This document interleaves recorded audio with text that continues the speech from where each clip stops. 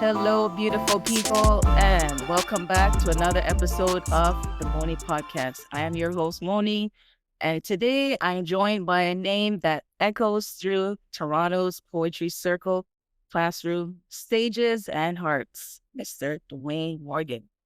He's a Scarborough Walk of Fame inductee, Order of Ontario recipient, two-time National Poetry Slam champion, and a man whose pen has empowered communities over 30 years. He's performed for President Barack Obama, shared stages with Alicia Keys, and founded platforms that uplift Black voices like Up From the Roots and When Brothers Speak, and the longest running showcase of Black female poets in North America, When Sisters Speak. He's published 14 books, produced 7 music albums, and is currently working on an opera and documentary, basically about his extraordinary journey. This episode is about more than poetry, so hang tight. Make sure you guys don't go anywhere. It's about purpose, perseverance, and a powerful pulse of storytelling. Let's welcome Toronto's favorite poet, Mr. Dwayne Morgan. Dwayne, how are you doing? Excellent. Thank you for having me. Thank you so much for being here. It's such an honor to have you. I've been following your work from, oh my gosh, it's been decades. You've just been you have such strong longevity in poetry and the events that you put on. Tell us, how do you keep that substance to keep going and going? Because you've been around for a long time. Yeah, I mean, it's definitely been a long time since I first started, doing what I'm doing. And I think, the thing that keeps me going is I know that what I'm doing is for other people. It's for community. It's for, to create spaces for people who don't necessarily have space or struggle to find space, to get space. So for me, it's not really about, oh, I'm just doing all these things for myself. It's really a matter of what can I give to the community. And if I don't do it, then who is going to do it? A lot of times we sit around and we think it's somebody else's job and we think somebody else is supposed to do it. Well, if the idea came into your brain, it's because you're supposed to do something with that idea and not sit around and wait for somebody else thinking that that same idea is being planted in somebody else's head. So I think for me, just being able to give to other people just kind of keeps me going. Keeps you going, eh? And you grew up in Scarborough after moving from Markham after being only Black kid, was it? How did that shape your early voice and led you to poetry? Yeah, I mean, in Markham at the time, there was very few Black students in the school that I was in. And then I found myself in Scarborough where there was so many, Black kids. But even at that time, I didn't find poetry. I didn't find poetry until I was in grade 12. That was the first time I ever wrote anything. So it was really just a matter of opportunity. There was a talent show happening at my high school, and I just wanted to be in the talent show, and I had no talent. So I said, hey, let me try writing a poem. And that was the first poem I ever wrote. And, that everything just kind of happened from there. It was just yourself. No teacher inspired you to say, you just said, I'm going to write a poem. Yep. Okay. That's very good. So when you performed at the high school talent show, that was around 1993-ish? Yep. Down there, early 93. Yeah. Which set you on the path? What do you remember most from that first leap on stage when you did that? I mean, it was very terrifying. I'm, for people who don't know me and only see me on stage or the persona, they don't know that I'm actually very shy, very quiet.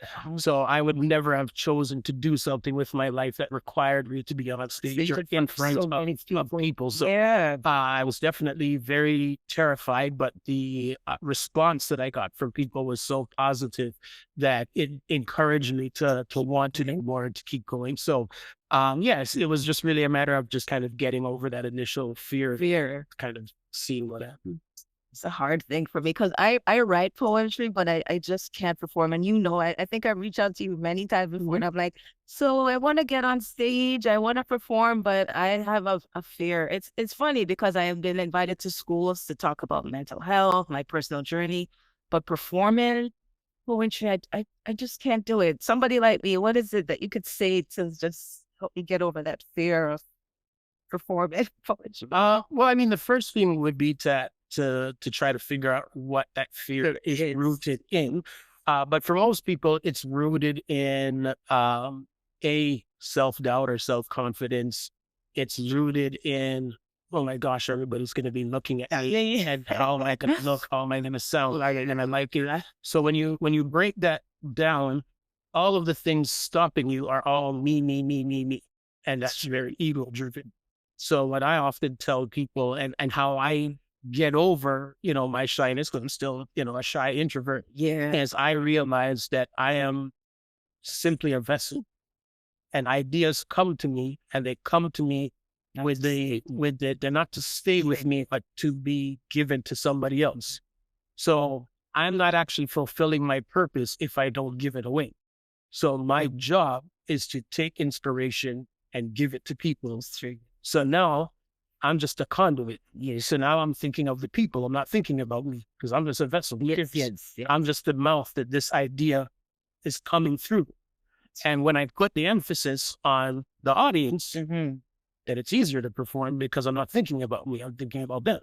I love that. I gotta put that in perspective for me next time. But it's true. It can't stay with you. It goes through you as a pathway, and you have to release it out.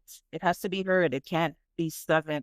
There's a lot just stuck inside. I gotta get it out. I understand it. I'll get there eventually. I'm still working on it, but I really like that advice. And for those of you guys who are writers, poetry, and you just can't get on stage, I hope this is advice that you take as well. Your work is described as poetry that people feel, not just hear. How do you craft lines that resonate so deeply with people? I think I never try to, outsmart people, or, sometimes people don't like poetry because it's like, oh, I don't get it. Yeah. And that, my poetry is people poetry. It's poetry that's anybody can listen to and get. It's in the most simplistic, kind of level, because I want people to actually Understand. get Yeah. what I'm trying to say and what I'm trying to communicate. So I mean, it starts with that, with making it accessible, to people, and not being so clever that people get lost in what's going on. I could do that, but it would take away from what it is that I'm trying to do and trying to achieve. And then the next thing is just really trying to be in tune with people, and the vibration of people, and write things that are very visual, so that as I'm saying it, you can kind of see the storyline, and as you're seeing the storyline, you're feeling for the character or whatever, right? So it's really important to me that people feel what I'm saying more than hear what I'm saying, because feelings last longer than the things we hear. That's true. His poetry does do that. And that's why I find myself at most of your events. Speaking of events, you share stages with Rock, Mama, Alicia Keys, and Drake. Even Drake. Can you share a memorable encounter, like maybe a compliment or moment of affirmation? One of them that, stuck with you. I mean, the only main thing I could say, to that was Barack Obama complimenting me on my outfit. He's so cool. Oh my God, that was definitely a good one. Alicia Keys and I, we never met. We were just on the same build together. And it's actually interesting that when I was doing the performance for Alicia Keys, it was a World AIDS Day event, and Drake hadn't blown up yet, and he was actually in the audience. And he was with somebody who knew me, and was like, oh man, he wanted to, somehow he just liked what I did. Yeah. And the person beside him was like, oh, I know that guy. And they gave him my number, and then he called me, and then we just went to and stuff. And that was, how the whole Drake thing came about. Wow. Because when I saw your post with you and Barack Obama, I was like, oh my gosh, this is so cool. It was yourself and another poet. Randall J. and Clark Robinson. How did that come about? How did they connect to have the both of you be a part of that? Well, they reached out to me first to see if I would be interested in, doing a poem to open up for his engagement in Toronto. And after I agreed to that, I pitched the idea of bringing on two younger artists Nice. to kind of show continuation because there's Martin Luther King Jr., there's Malcolm X, there's all these people, and then you get to Barack Obama. So I wanted to show that, there's lineage. Yeah. I didn't want it to just be, Good idea. oh, hey, look at me. But I also wanted to have an opportunity to share that with younger artists and all work together. So we took a poem of mine and then we just kind of chopped it up. We kicked out some parts and they wrote parts that would go in there. We figured out parts that we would all say together. And then we just created a new, piece of work that kind of looked at passing the baton on from one generation to the next generation. And yeah, it was amazing. It was I think we spent, it took us about 10 hours to write and another 10 hours to rehearse. And we were on stage for less than 3 minutes. Yeah. The work that goes into that, that's amazing. I like the fact that you didn't just take the opportunity and say, all right, it's all about me. You thought of the other poets that you knew and how you could get them involved and create that. It's amazing how you said passing on the baton and showing that on stage. Very nice. We really like to see that in the community and to see that on stage. You founded Up From the Roots to showcase Black artistic talent in Canada. What was missing in the scene at the time that you wanted to build? Well, I mean, when I discovered that I could write poetry, there was nowhere to perform it. And the places that did exist weren't very open to young Black people, weren't open to poems that rhymed, weren't open to the kind of things that I was speaking about. So there was just a lot of doors that were being closed. And there wasn't a whole lot of infrastructure in Toronto in terms of, music, dance, comedy, especially for, racialized people. So I decided to create Up From the Roots to start putting on our own shows so that we could stop asking people to validate us and we could do what we knew we could do because we knew we had talent. We knew people cared about what it is that we did. But I was never a big fan of knocking on doors and having people shut. Yeah, you're like, I said this myself. Yeah. So I mean, I was still in high school. I started my own business and just started putting on shows wherever I could find a venue. And again, there's, poets, singers, dancers, all these people who would just come and be a part of these shows because there were no other spaces. And then, the people who had shut me out of their events, then they were upset because they're like, taking their people. Look at all of these people getting to these events and whatever. And I'm like, well, but a minute, you're here. I didn't want me there. So it's like, I think it's, again, so important that people be willing to build the door that opportunity knocks on. Exactly. Don't just be waiting for opportunity to knock and realize that you're in a room with no door. Like you might have to build a door. And that's what Up From the Roots is. I love that. You see, he took the opportunity, had the doors closed on him, and he said, all right, I'm going to do this my way and myself. Let's talk about the books, music, and signature events. You've published 14 books, right? All right. What's going up to 16? Oh, 16 books. Who's counting? What role has writing and publishing played in persevering your legacy and connecting with like a new generation? I mean, I think the books are really important because they will outlive me. And I can't remember where I was recently and somebody brought an old copy of one of my books. I'm like, I have not seen that book in like 25 years. When I first works. Yeah, my brother just they wanted me to sign it. And I'm like, wow, okay. And each one of my books marks a period of time. So, when people go through the books, there's so many stories that you're seeing that are, you could be like, okay, I know this was definitely written, during COVID. This was after George Floyd. This was that. So you can see, history through the poems that are written, right? So I think it's really important. And I think for younger audiences, it's also important to make sure that we still have a foundation of reading. In a world that is becoming so based on technology and abbreviations and shortcuts, the ability to actually read and write is one of the greatest skills that you can have that many young people are losing, because a lot of people aren't instilling the values of reading, writing, and being able to communicate effectively. I know so many young people who are great on their phone, but put them in a room and ask them to actually speak to another human being, and they have no idea what to do, what to say. And I think, that is the society that we're moving into. And it is a great advantage for anyone to be able to know how to read and write effectively. We are losing that. It's true. A lot of people have turned to their gadgets to do so many things. Even at church, when the pastor would say, open up your Bibles. No, not on your tablets. I need the hard copy. Nobody has like hard copy books anymore. Everybody's reading books like on a tablet or on the little Kobo little gadgets. Yeah. So it's true. It is something that I find we're losing. Writing, reading from how it all started. We're going the other way towards technology. Absolutely. You've also released 7 albums?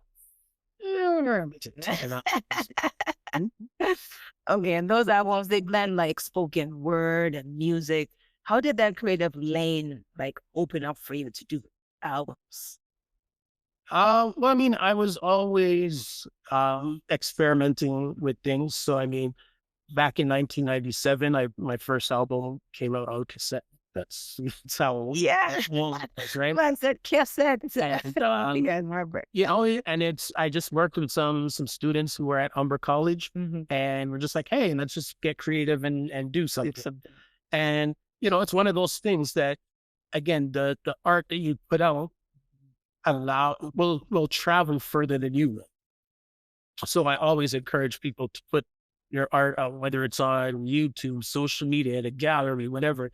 Like creating art and having it in your house on a computer, it's pointless. Like, who can see this, right? So, I mean, I've had someone in Montreal hear one of my albums, and they lived in Belgium, and they invited me to Belgium to perform. That would never have happened if I didn't put out albums. If people didn't buy the albums, so it travels way further than I can travel, but it also potentially allows me to travel to other places. People saw me on YouTube, they invited me to Germany. Like, all sorts of things happen simply from people seeing me. So it's so important as artists, as entrepreneurs, as anybody trying to do anything, to be seen.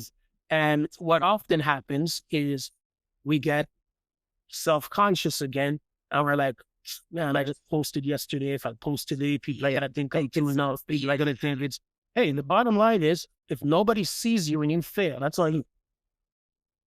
It's on you.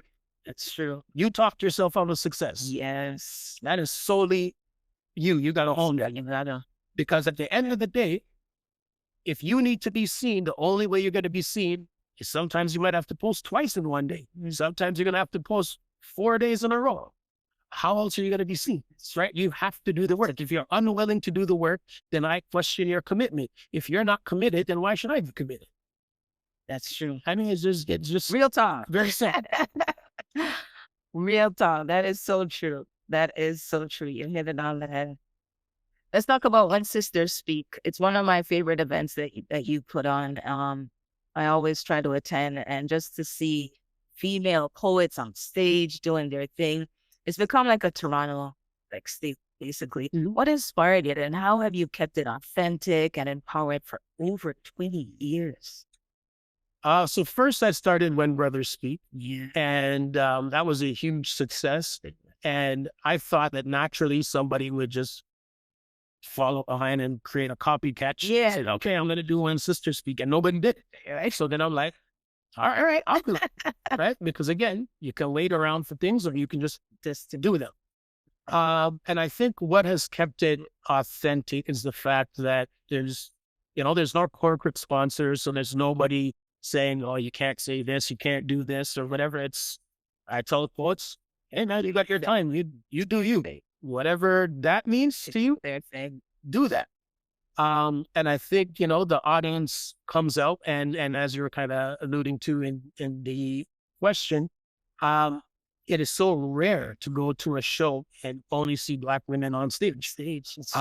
So I think there's so many people in the community who come out because this is that one time a year it's where guaranteed, it's just Black women, Black voices, Black stories on this stage. And you're going to get diversity because we're going to bring somebody from the States and somebody from Hamilton and somebody from wherever. So, you're getting all these different perspectives, and there's the dark skin perspective and the light skin perspective and all these different, dynamics that are there. So I think, all of that helps to make it as successful as it's been. Coming. My favorite poet from those, I've got to call it, is Queen Sheba. I love her work. I just like to see her perform, and she's just so confident. She just like gets on the stage and she just like, oh my gosh. And Gemini, Gemini as well. Those two always stand out to me. They're all great, but those two for me always just suck me in, So Absolutely. shout out to those ladies. Big up yourself for doing your thing. From when Brothers Speak to the Toronto International Poetry Slam, your events are a pillar in the city. What's the most fulfilling part of, creating space for others, for yourself? I think when people recognize that you created the space for them, I think that's always the best. I mean, in my head, I'm like, oh, I'm going to do this and create this or whatever. But when somebody says, hey, thank you for creating this, I think that's the greatest thing. Or, if something happens in somebody's life or career and they're like, this happened because, Dwayne created this thing and then I met this person, or, all these dominoes kind of fell into place, from that moment. I think those are the real, fulfilling things, because I don't do any of my events to make lots of money. I try to keep the price as like based on what it's costing me. I try to keep it as affordable as possible. Again, just because I grew up in community. Yeah, I think it's what it's like. Together. I'm not out here, that's not where my money comes from. So I try to charge enough to make sure the bills are paid, that the show can happen. But even now, post COVID, like everything is more expensive. So I'm not doing as many shows because it's the venue want more, the musicians want more, the artists want more. Everything costs more. And then it's like, when you figure out what you can charge people, then it's like, do I feel good charging people this amount? Are people willing to pay it? Because I know like times are tough for people right now. So I mean, brothers speak and sisters speak, I could get away with it because people know, okay, these are events, blah, blah, blah.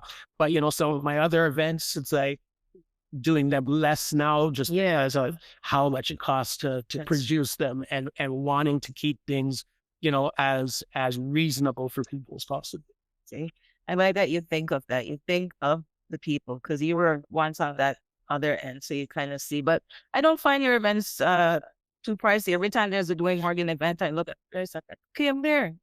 So you make it affordable for the community and the people. Legacy and then reflection. You were just appointed to the Order of Ontario. Congratulations. That's a huge deal. What did that moment mean to you personally? And what's next on your list of dreams?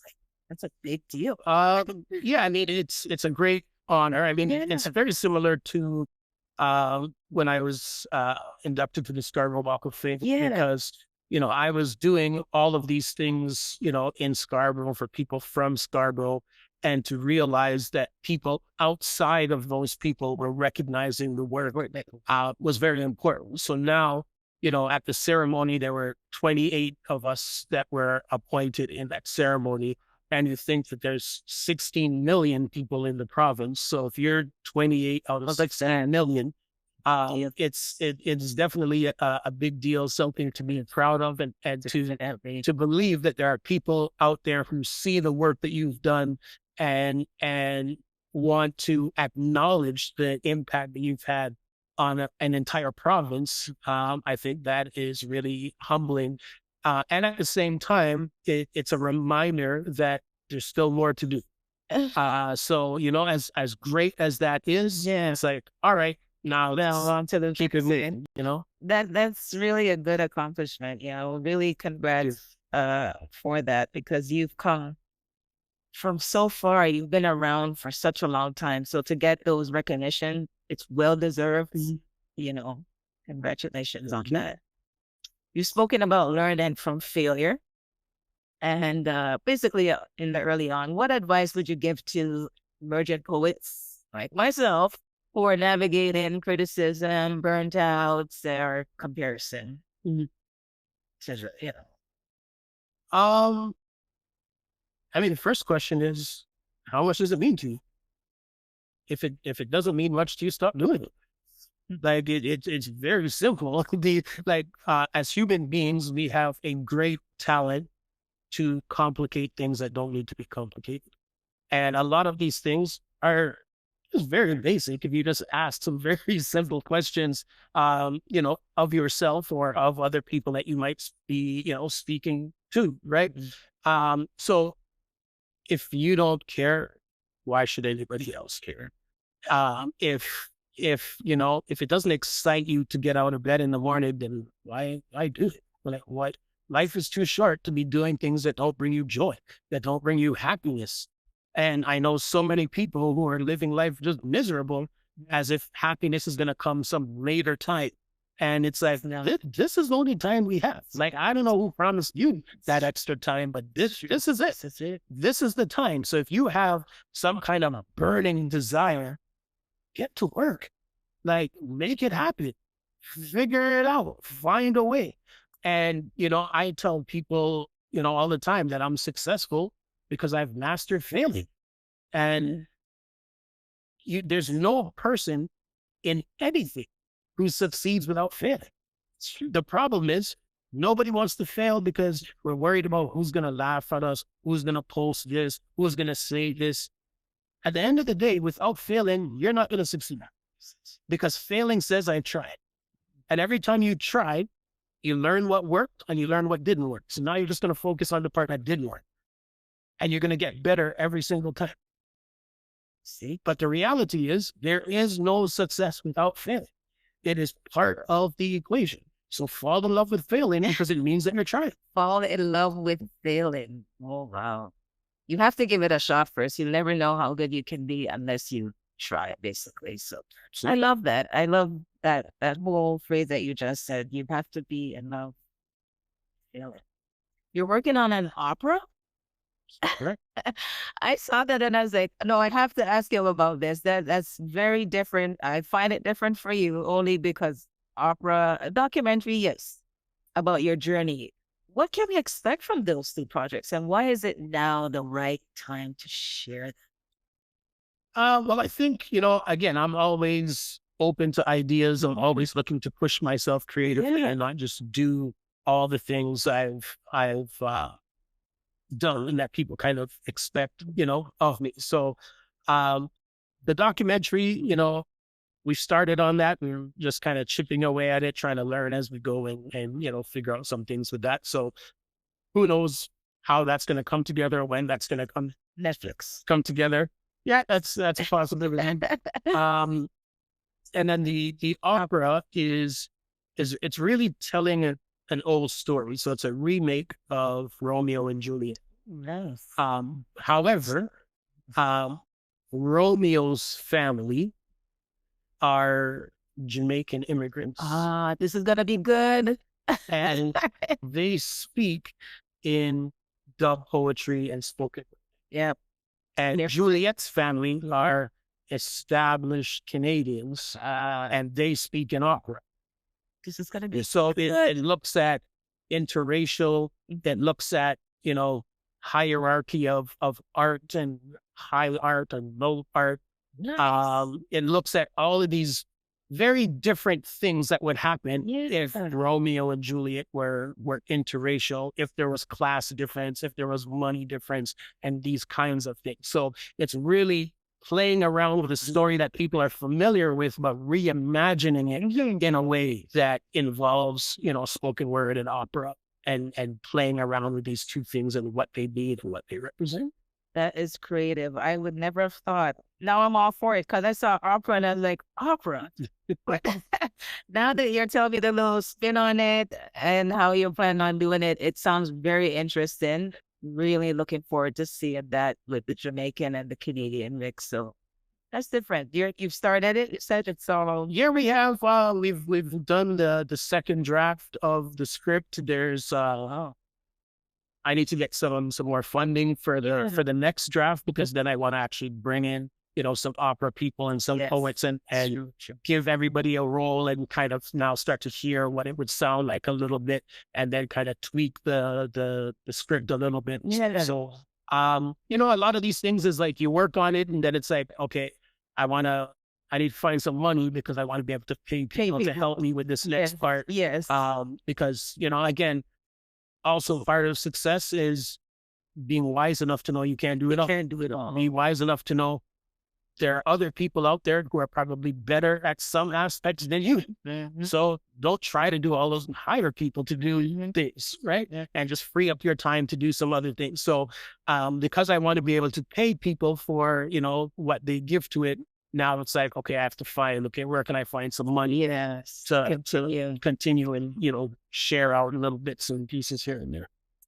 Looking forward to that. We're going to post more information in the notes. So if you guys want to find out where you can find his books, and be on the lookout for the opera, read the notes at the bottom. Let's get into a little bit about yourself. Lightning round is what I call this one. A line or quote that you live by. Is there a line or quote that you live by? Maybe a positive affirmation that you just say to yourself in the morning. The most popular one is show your face in the world, and the world will reflect your image. You know who that's by? Is that you or is that That does not even buy me. I don't even remember where I first heard it or saw it. that? But it just resonated. It's a line or quote that he lives by. All right, a poem that changed your life. It could be your own, or is there one from another poet that you kind of look up to that really just stuck with you and changed your life? Or maybe not change your life, but really just did it for you. Yeah, I mean, I think there's an old poem of mine called "What If," and everybody just really You're gonna have to give us a snippet of that one. gosh, A little snippet of that let's one. see. I turned on my TV the other night, and I heard this woman singing, and the words of her song really got me thinking, Yes, what if God was with one of us? that is the poem I'm gonna ask her to say. Can we have that one, please? Honestly, that is the poem. I was like, I can't remember the name, but if he says some parts of it, I would know it. All right. Here we go, man. This poem is 30 years old. So And he still remembers it. it's crazy. So I turned on my TV the other night, and I heard this woman singing, and the words of her song really got me thinking, what if God was really one of us? What if God was that man that we see on the bus listening to us cuss and fuss and discuss, the man that we don't know, but we still choose to make fun of? What if he was there as a test to see how we treat those who God has blessed with life? What if God is the one trying to teach us wrong from right, leading us in the darkness, hoping we'll turn back to the light, giving us the choice between the tree of knowledge and tree of life? What if God was that man that we see on the street asking for spare change or something to eat as we walk by, pretending not to see? What if he was checking how charitable we would be when we come across those who are truly in need? What if God was that woman we see and we curse for not knowing her true value or her true worth, standing on the street corner, clenching her purse, seeing if we'll offer kind words or if we'll treat her like dirt? It is said that God will return as a thief in the night with no pronounced arrival for those who want to worship or hide, which is why we need to live each day as though God are right here. After all, we are all made in the image of the Creator, though we should not worship mortal man and acknowledge the presence of the Savior in every woman, man, and child. We need to love one another, never knowing that we will be on trial. What would you say if you came face to face with God, not knowing until it was too late? Did you smile when you walked by, or did you cut your eye? You see, we're to be living as sisters and brothers, treating our elders as fathers and mothers, doing unto others as we would have done unto us. You see, many believe that God will return for the chosen, but what if God is already right in the Love that one. Love it, love it, love it. What was your inspiration behind that poem? So far back. Yeah, there was a song. Somebody had a song, "What if God was one of us?" And I remember hearing the song or seeing the video, and I was like, "Ooh, I could do a poetic tape." Yeah, And there. oh, that's right. It's very nice. It is one of your poems that really sticks out among the others. So really, really nice. A message you'd give to your 17-year-old self. You look back now. Young. I mean, I think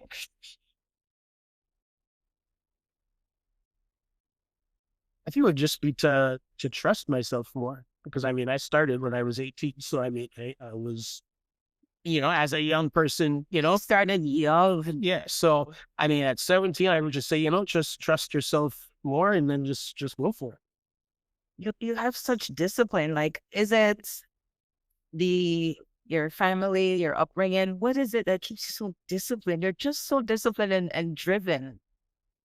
Is it I mean I think it's just my personality to be honest. I think I'm extremely disciplined. Like yes, every young? You like I know, 70-year-old doing those.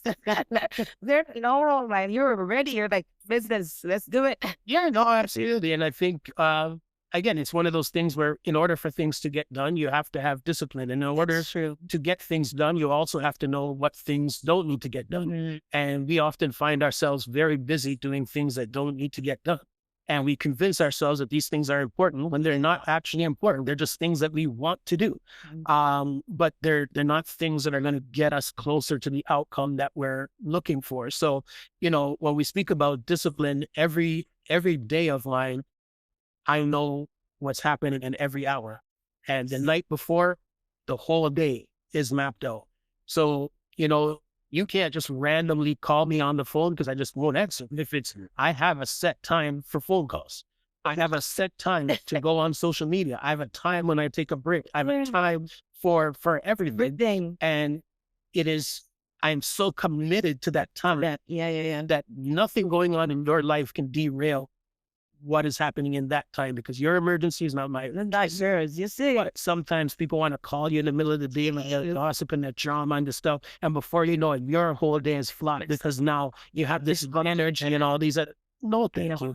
Every single thing is Wow. every hour of the day is mapped out. Every day. I love that. Saturday, Sunday, doesn't matter. Yeah. I know what's happening all the Oh my gosh. See, now that's discipline. We got to get like that. time. If you want to just have that longevity, oh my gosh. And that's the key. That's what's been making it work for you. Because I always wonder, it's like you never disappear. You're kind of like a little bit of Beyonce. Beyonce just won't quit. That's Dwayne Morgan. He's consistent all the time, just always with a new event, doing something. So I love that. I got to take a note from your book for that. One thing you wish people understood about the power of poetry.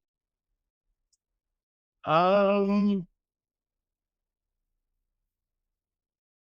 I mean, poetry is life. It's little short snippets of life. Mhm. And I think you through a poem you can express heartbreak, joy, love, passion, any of these things. It is so accessible to all of the human emotions and experiences. So I think poetry is just really a mini microcosm of life. You just say it's therapeutic. I find it therapeutic, like for me to just write. I mean, it can be therapeutic. It's not necessarily a therapeutic thing for me. It's not, my approach to it because I think, uh, unlike a lot of other people, my approach is very different because now poetry has become my job. Yeah. So I have to look at it very differently, right? So it's not, when something is your job, it's not necessarily therapeutic, right? It's like, all right, I have to write something for this event, or I have to write something for this cause. I have to, so it becomes a very different thing. Oh wow. So because I love poetry, I've been writing, but I find it therapeutic, and it is something that I wanted to do as how you're doing it, make it, but as you say, it was the fear and the criticism and a lot of things just held me back. And I said, yeah, I don't think I'm going to go there. So I find I'm living out my dream through a lot of the women that speak at your event. So that mentioned Twitch Sheep at Gemini. So poetry is life. Which brings us to a segment of our show called Good Things Are Coming. This is the segment of our show where I leave my viewers and listeners with a positive affirmation to help you get through the week. So, good things are coming because your words matter and they can move a city. Dwayne, You're a living library, basically. Resilience, rhythm. I just want to thank you for reminding us that poetry isn't just what we write, but it's what we live. Absolutely. You know, for creating stages for others, and you basically tell your truth by performing President Barack Obama, and for shaping what joy looks like for Black communities. Your work is etched in the soul of the city.